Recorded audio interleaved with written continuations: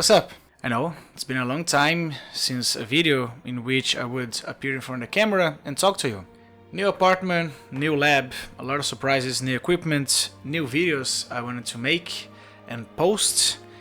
But before I talk about all the promises and, looking at my channel here, it's been a long time since I made, original content or talk about engineering, made engineering videos. I stopped work on my projects since actually the day that I presented my graduation work was the last day I worked on a project in my own lab. After that I just took, a small vacation, and now it's the end of it. I want to go back to the lab, like metaphorically, I work in the lab every day.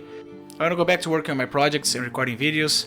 So this is the first video of the year, and before I talk about the lab and all the surprises I'm saving for a video, and tutorials about how to build your own lab, how to start working with embedded systems as a hobbyist, as a maker, or as a beginner professional. I think I've been working as an embedded systems engineer for like 6 months now.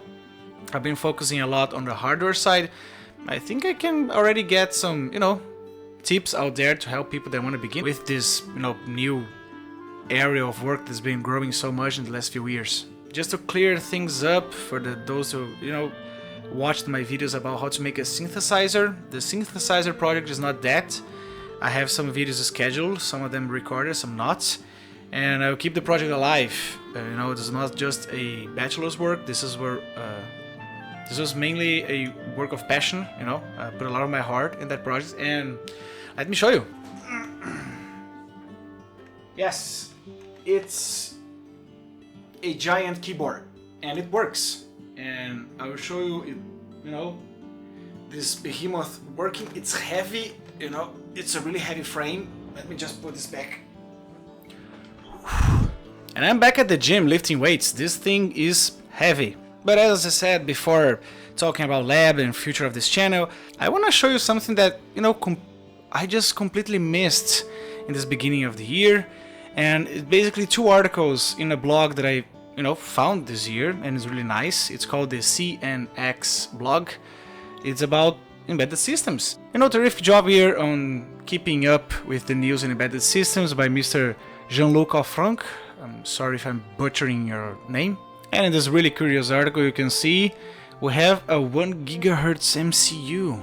And by the way, I didn't know we reached 1 GHz. We as, all the engineers on the planet, this big group called enthusiasts and all that, I didn't know humanity to reach a microcontroller with a 1 GHz main clock. I mean, this is ridiculous.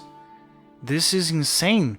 And by the way, I was really, out of the loop because this was already done by NXP, of course. They had, by 2019, a 1 GHz microcontroller. Of course, really hard to find, not that mainstream. I looked up in DigiKey and Mauser, nothing on stock. But it's a 1000 megahertz. And I thought the record was the 600 with the Teensy, And as far as I knew, it was the fastest microcontroller out there. I got the board and I tested just, a little bit in college and all that. I hadn't time to test it to its full capacity. I will do it, believe me. But after an NXP came with a 1 GHz microcontroller, these Chinese guys came up with a 1 GHz RISC-V microcontroller. And I am really surprised. This happened just way faster than I expected, for real. I thought it would take some years before we finally see a 1 GHz, but this is just ridiculous. And the specs are actually savage. You have a video accelerator, 2 mega SRAM comprised of 1.5 SRAM and 0-8 instruction. I have some, as you expect for a high-end MCU, you have a lot of complexity. It's not meant, to be used in a synthesizer or a drone. But as we saw in the later years, multimedia and interfaces and machine learning being implemented in systems that were every single time, every single iteration, more simpler and simpler and closer to the low level and spreads on your car, your cell phone, and IoT and media itself being, you know, two big factors. You can see a lot of support to displays and image, something a lot of interfaces. I'm surprised, you know, but such a high-end device, you have a lot of ADCs, you know. You have like a 16-bit ADCs, this is amazing. PWM channels, I bet a lot of protocols that are not here, and as you can see in the blog post, the documentation is in Chinese, so... But this video was not meant to be about a mysterious MCU from China.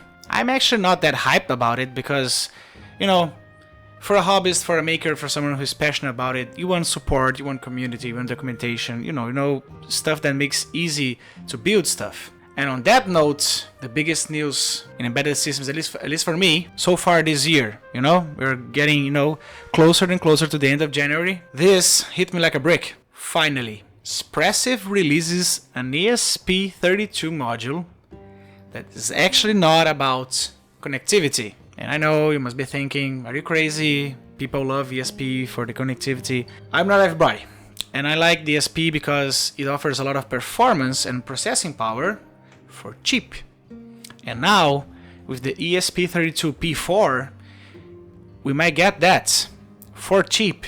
Worldwide availability, low price, easy to get, easy to program, I hope, with the IDF. This is the new thing, man. This is big. Because if you wanted to build, you know, a synthesizer, you wanted to make a drone controller, you want something that is, it was intensive on the processing side, not on, you know, connecting to a server or sending data to, you know, IoT mainly, you know, Wi-Fi, Bluetooth, some kind of protocol. You wanted something different. You wanted to use the processor to do a lot of calculations really fast, an alternative to the more expensive and hard to get ARM microprocessors. The ESP32 was your microcontroller. And as you guys know, I built my synthesizer using just one ESP32, super cheap, and it did the job. But now every single ESP32 family, and let me show you. We are at Espressif's main page here, and you can see every single family of microcontrollers, no, actually, you know, system packages, if you want to be really technical, that came after the ESP32 were focused on IoT, you know, more efficient at, you know, energy consumption, and, you know, in the end aimed at this big market of IoT that has been growing so much in later years. If you wanted something to do raw processing, a lot of instructions and really tight interruptions, you know, real-time systems, you would stay with the good old ESP32, just like me. See, you have the ESP-S family, the C series, you know, the Age family, and the good old ESP32.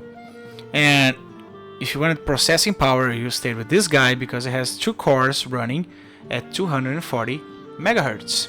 All the other guys have weaker cores in order to make, you know, connectivity easier and battery management easier because you'd consume less currents. But this is about to change because the ESP32-P4 brings home a dual-core 400 megahertz RISC-V high performance CPU. You have single precision FPU and you have less RAM. So I hope you're looking for something that was intensive on the processor side but didn't need, you know, a lot of memory, which is kind of a problem when you're trying to work with audio, you know, working with delay buffers and all that. But as you can check out, thanks to CNX again, nice blog post, you have a lot of interfaces here, and of course you have I2C, I2S, SPI, all that. And I almost forgot, you have something that ESP32 up to now haven't offered that much. I/O pins. This bad boy here has up to 50 GPIOs. Even if it's not like 50 general purpose, you know, input outputs per se, just like the ESP32, some GPIOs we cannot use during boot, some GPIOs are GPIs. Still, even though we may not have 50 GPIOs that are truly general purpose, you still have a lot of pins. No more need to use an I/O expander or connect to another microcontroller like the, you know, I use the Mega, you know, the Arduino Mega here. So I have a communication using WART and I have used the Mega to have interfaces with all the digital and analog inputs, outputs. And then I connect to the ESP32, and the ESP32 generates the sounds. That's how my synthesizer was built. Now, you may not need that anymore. You have tons of processing power, you have tons of connectivity here. Sorry, a lot of connective power, and as I mean in hardware, you know, protocols and pins, not as IoT. Because this guy here is the first microcontroller from the expressive systems without wireless connectivity. And now this got me super excited, man. I mean, imagine the processing power, imagine all the great stuff you can make for those like me who like to, you know, put a lot of instructions per second, you know. If you're doing audio synthesis, or if you're doing, you know, I don't know how a control loop would work. You need so much processing power, but still, now you can make tighter and tighter control loops or run a lot of stuff in parallel. I foresee a future when this guy comes out, you know, with a proper IDF, and you can just, you know, start up Visual Studio codes, you know, you got the good old platform IO, use the IDF, and then you plug this guy here. There will be a lot of audio synthesis projects out there who are gonna, you know, they're gonna be amazing. And you bet, the moment this guy becomes available, I'm buying some, and I'm building some synthesizers or something cool with them. Here's the internal architecture, basically just, you know, the features you can have, and it's a lot. You know, for me, I'm focused on these guys, you know, give me those, and I'm fine. I'm probably gonna use GPIOs, you know, SPI and I2S, and I'm gonna be, you know, super fine with it. And you have low power peripherals, low power system, have a third core here, you know, wake up the main two. I wonder how will the ESP32-P4 work with video, you know, because I tried working on a, you know, video transmission project some years ago now, and you couldn't get, you know, video. When you go to higher and higher image resolutions, things get a little bit sketchy. But I don't know, we may now have a Jelly Bean high power microcontroller, cheap, easy to get, and I can't wait for this guy to, you know, be available in the market. Although I think this is gonna take some months at least, you know, the first samples to, you know, reach market, and then of course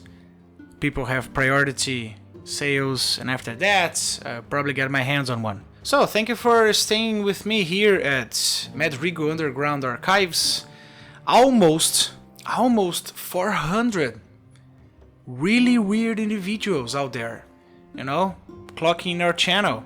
I want to reach 500 before August, you know, the next anniversary of the channel. Yes, this channel will be 4 years old this year, and I wanted to make 2023 my most active year on my channel, you know. I'm not a big fan of YouTube, especially with the latest, you know, policy changes, but still is the platform people watch, is a platform I like to use every single day, and I want to post a lot of stuff. I took my, you know, time out, I took my rest.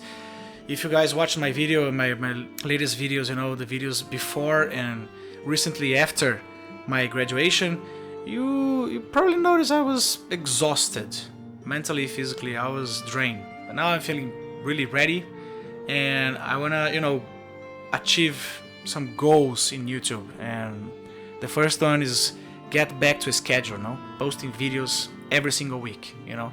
And I said I wanted to do this before, but college was really bad for my mental health. And it's not the college's fault, this is not a critique or something, but I did not know how to manage my life at college and stuff outside.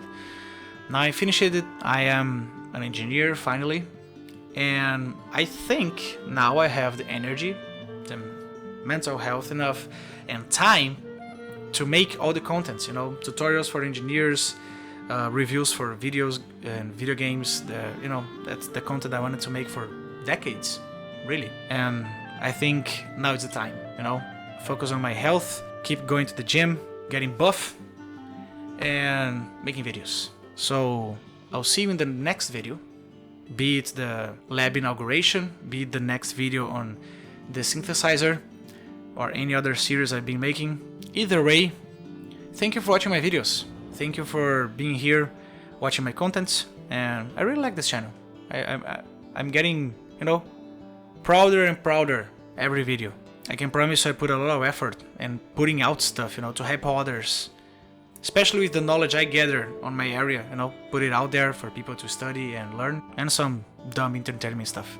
I really hope to see you in this channel this year, and until my next video, take care of yourself. Bye bye.